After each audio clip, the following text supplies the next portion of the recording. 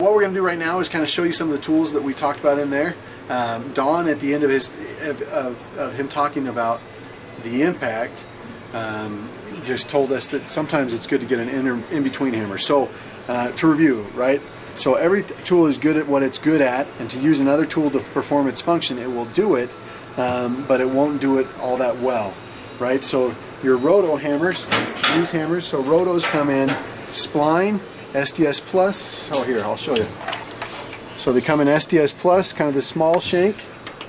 They come in SDS Max, your bigger shank. Okay, similar. If you look at it, it's very, very similar. Just one's bigger than the other. And then they come in spline. Spline looks totally different. If you see, it's got little splines on it, hence the name. Spline's a really good drive system. So this is a great way to go. The only negative to spline is this is the wave of the future. So you buy a spline hammer nowadays and you're going to be, in most cases, you're going to have to go to a specialty store kind of like us to get your spline bits. Whereas if you buy this, and let's say you're up in Canada doing a job and all that you have around you is the local Home Depot or whatever company it is, they'll probably have a spline, or I mean an SDS Max. So in the bigger hammers, spline does an excellent job, but Max is kind of the wave of the future.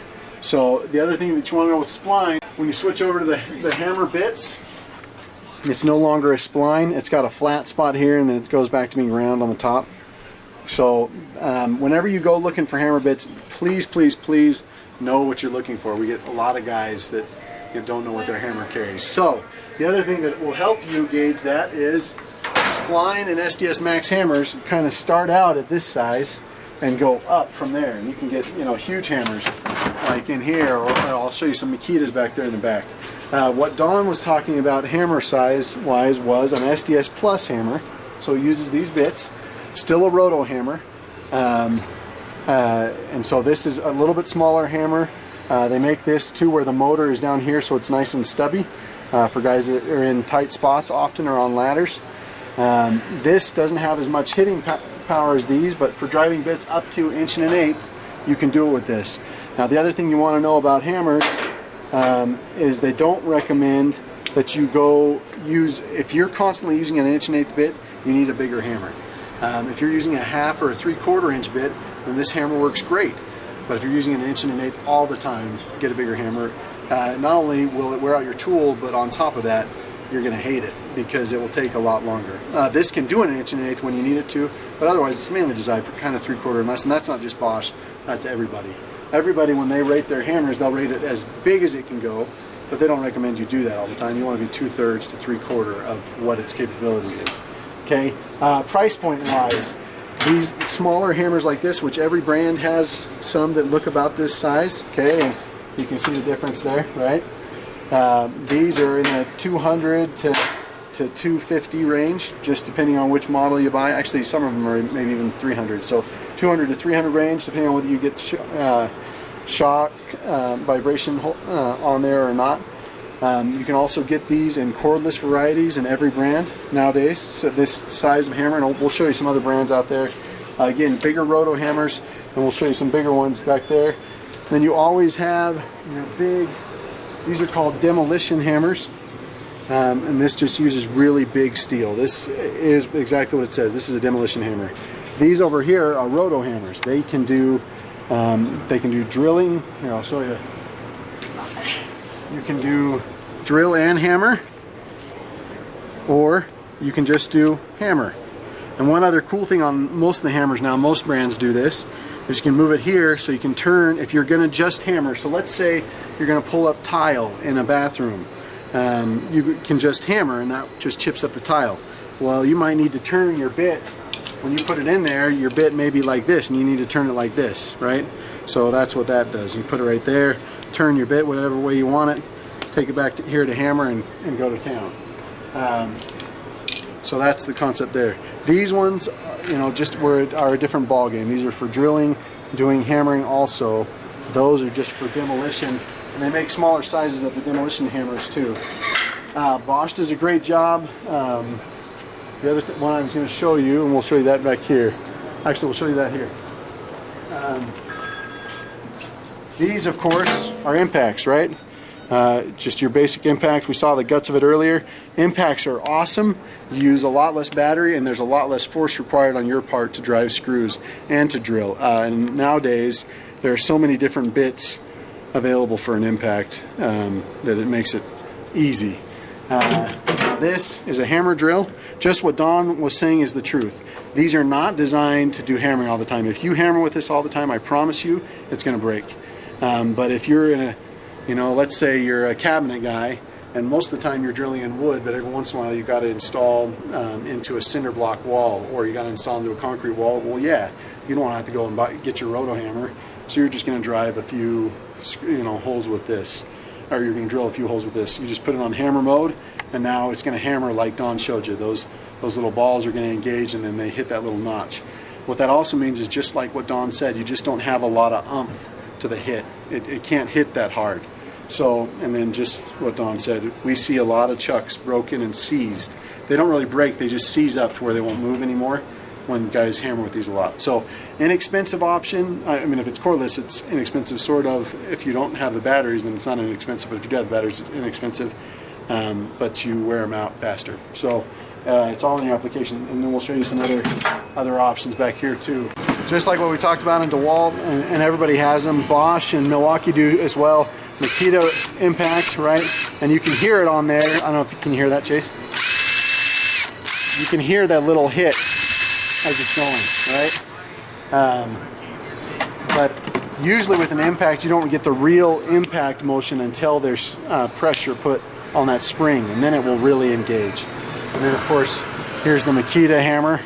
You see driving screws, drilling, hammering. The other big thing that we see a lot here is guys that hammer in number 2, and sometimes that's necessary, but most of the time you're going to be in number 1. So for sure, if you hammer in number 2 all the time, you're going to break it. So as often as you can, you want to be in number 1 when you're in hammer mode. Gear 1.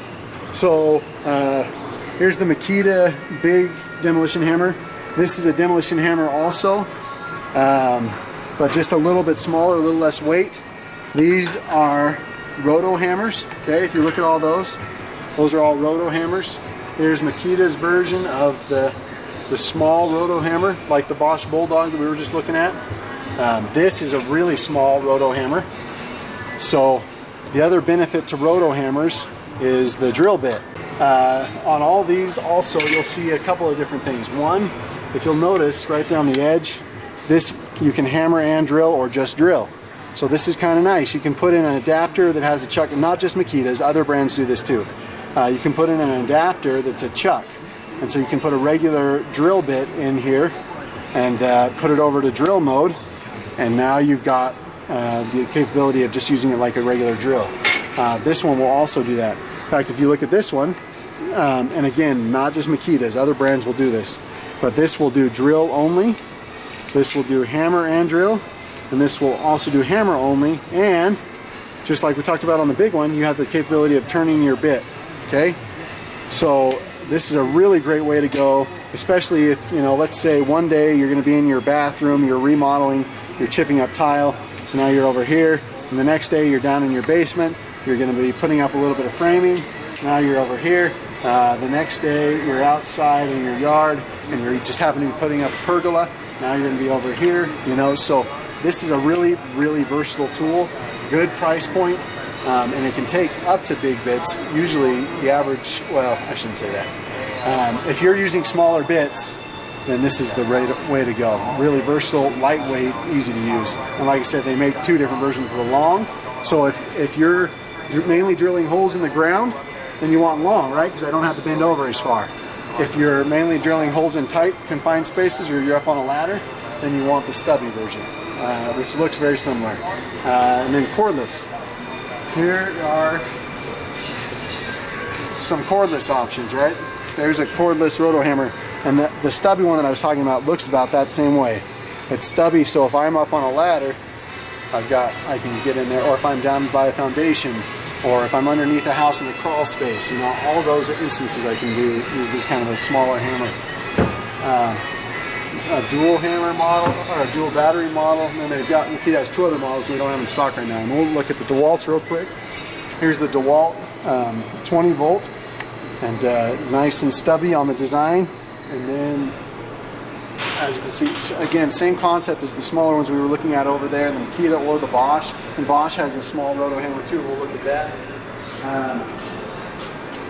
Here's DeWalt's smaller roto hammers, and DeWalt makes big roto hammers also, and demolition hammers too. We don't. Oh, here's a small roto, and that's one of the ones I was telling you about. That's a stubby design. We just don't have it hanging up here on the wall. But again, same concept. Hammer only, and hammer. Okay. So very similar in that. And we'll show you the Bosch. And so this is a little Bosch roto hammer right here. And again, nice and stubby. So the other thing that we see guys use these for, especially the Bosch, is rock climbers. When they're going up to put in their anchors, they'll take up one of these little guys on their belt and then drive their anchors and keep on going to the next anchor. So it's really cool. Before they had these out in the 18 and the 20 volts, which, by the way, the 20 volt is just an 18 volt. Don't be deceived. But before they had these out in the 18 volt, a lot of guys would use the big 24 volt, which is heavier. But nowadays, these are just great. Do a great job. Okay, so we already talked a little bit about the SDS Plus, Max, Spline. One other really important thing, actually two other really important things. One is you can get adapters. So let's say you have a Spline drive, you can get an adapter to use in the SDS Plus, and you can go from, let's see, you can do Spline to Max, Max to Spline, and then Max and Spline both will go to SDS Plus. I don't know if there's an adapter to go from Plus to Max or Spline. Usually they try not to do that because it's so big you'll snap the adapter, you break the tool, or something will go wrong, right? The other cool thing is this. Let's say you've got an SDS Plus hammer, which we'll talk a little more about in a little bit, but let's say you want to use a regular drill bit. So you need to just drive a couple of, or you just need to drill a couple of holes. Well, all you do is you put this little deal in there. There's your SDS Plus shank. Pop that in the tool, and then tighten this right onto whatever your drill bit is. And you'll see the jaws grab it just like a normal drill bit. And then they put this on there to protect it from dust so that this tool will last longer. So it's a really good idea to use that. I just took it off just to show you. And then besides that, it doesn't go on quite as easy.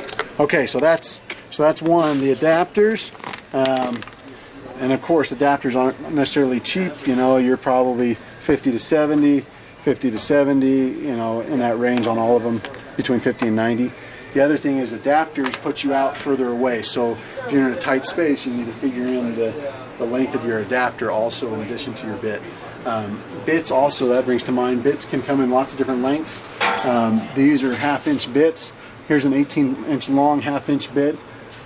Here's a 6-inch long 1/2-inch bit. You have lots of different lengths for lots of different applications. You can get up to a 4-foot bit, and then also there's extenders that you can get. Hitachi sells some. I think Milwaukee does also. They're pretty cool. Expensive, but cool. The other thing, and this is really, really important, one of the big changes with Plus, so let's say going from a hammer drill, a cordless hammer drill, or a corded little hammer drill that's $100 to a roto hammer, even an SDS Plus. This gripping system is far superior to a regular drill bit. On a regular drill bit,